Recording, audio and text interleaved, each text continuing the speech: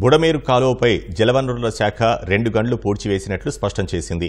3వ గండి పూడ్చివేత పనులను యంత్రాంగం మొదలుపెట్టింది. బుడమేరు గండ్ల పూడికలో లక్ష్యానికి చేరువలో ఉన్నామని మంత్రి నిమ్మల రామానాయుడు తెలిపారు. ప్రస్తుతం బుడమేరు కాలువకు 9,000 క్యూసెక్కుల వరద నీరు ఎగువ ప్రాంతాల నుంచి వస్తోందన్న ఆయన ముమ్మరంగా పూర్తి చేస్తున్నామని అన్నారు. తెల్లవారుజామున 3:30 2వ గండి పూడిక పనులు పూర్తి చేశామని, గంటకు వర్క్ అప్డేట్స్ అన్ని ముఖ్యమంత్రి చంద్రబాబు, లోకేష్ కు వివరిస్తూ వారి సూచనలతో ముందుకు సాగుతున్నామని అన్నారు.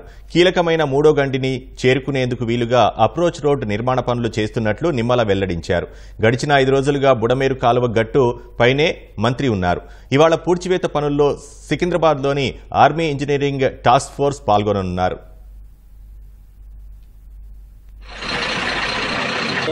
This will not flow.